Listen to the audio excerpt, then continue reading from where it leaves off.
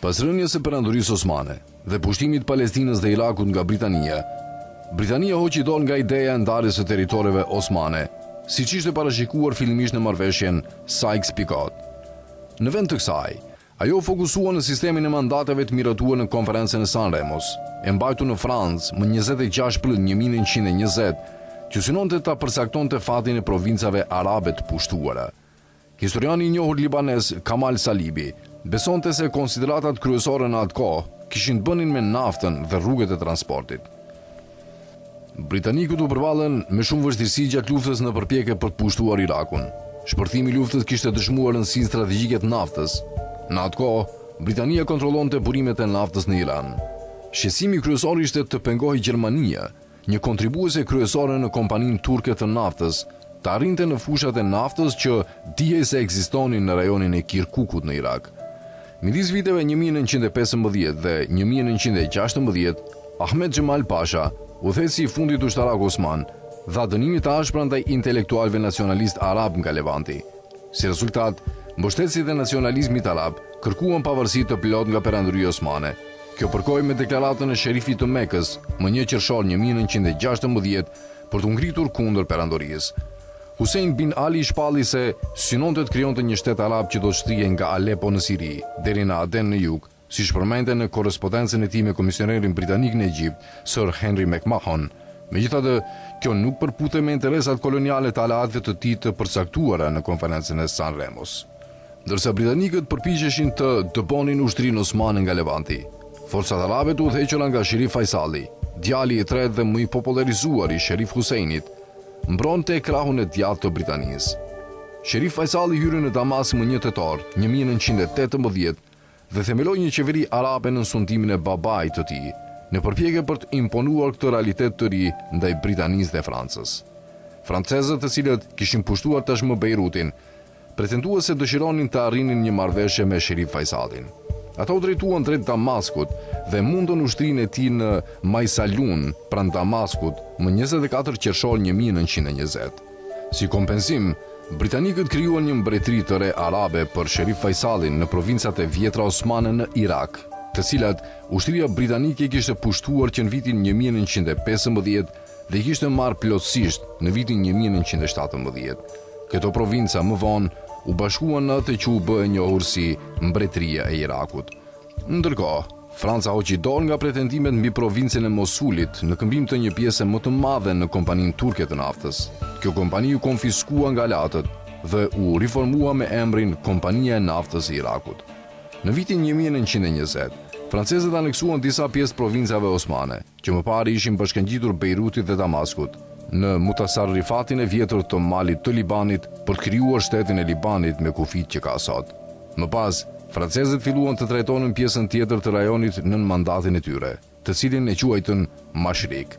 Përveç Libanit, ata krijuan edhe 4 shtete të tjera, 2 shtete rajonale, shtetin e Aleppos dhe shtetin e Damaskut, dhe 2 shtetet bazuara në përkatësi sektare, shtetin Alevit dhe shtetin e Jabal el-Druz. Në presionin kombëtar, francezët bashkuan shtetet e Aleppos dhe Damaskut në vitin 1932 nën shtetin e Sirisë, i cili më vonë u bë i njohur si Republika Siriane.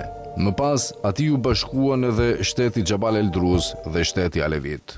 Pas përfundimit luftës së parë botërore, shpërthyen përplasjen në Gadishullin Arabik, ku rajonet jugore dhe lindore ishin në mbrojtjen britanike midis 2 aleatëve të Britanisë, emirit të Nejdit Abdulaziz Al Saud dhe mbretit të Hijazit Sherif Hussein.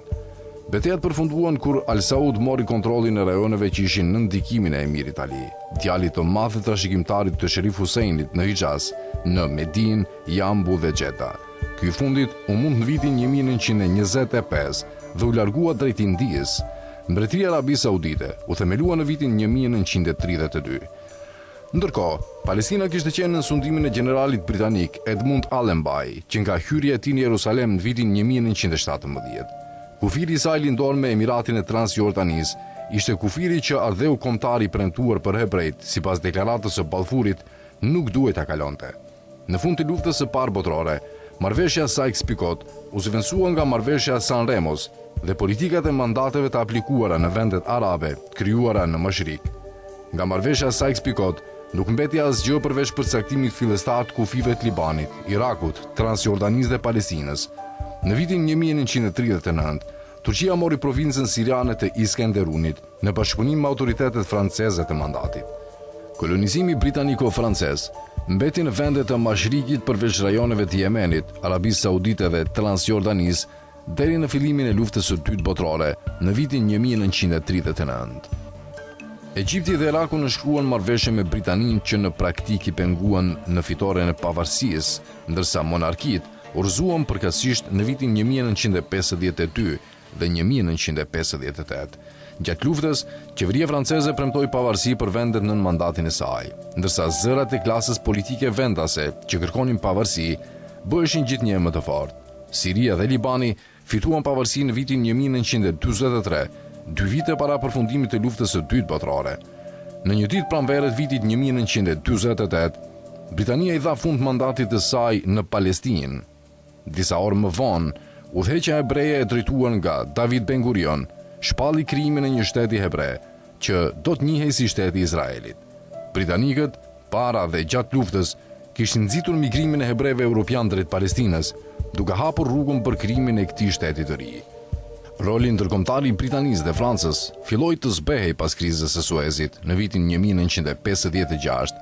Në vitet 1960 dhe 1970, Britania filloi të tërhiqej nga Gadishulli Arabik, u tërhoq nga Kuvajti në vitin 1965, nga Protektorati i Adenit në vitin 1967, nga Muskati dhe Omani në vitin 1970 dhe nga Katari, Emiratet dhe Bahreini në vitin 1971. Gjatë herë, kufit e vendeve arabe pothuajse nuk kanë ndryshuar, përveç bashkimit të Jemenit Verior dhe Jugor në vitin 1990. Marrëveshja e Oslos në vitin 1993 midis palestinezëve dhe izraelitëve solli vetëm një vetëqeverisje të kufizuar palestineze në territoret e ndara gjeografikisht të bregut perëndimor dhe rripit të Gazës. Ngërshi në botën arabe filloi të shpërbëhej në fillim të këtij shekulli, pas pushtimit amerikan të Irakut në vitin 2003 dhe shpërthimit të revolucionit sirian në vitin 2011 kundër regjimit të presidentit Bashar al-Assad, dy ngjarje që krijuan terrenin për shfaqjen e ISIS-it në vitin 2014. Në qershor 2014, ISIS-i hoqi post-bloqet kufitare midis Irakut dhe Sirisë, si pjesë e planit të shpallur të grupit për të rikthyer kalifatin islam mbi rrënojat e kufirit të Sykes-Picot.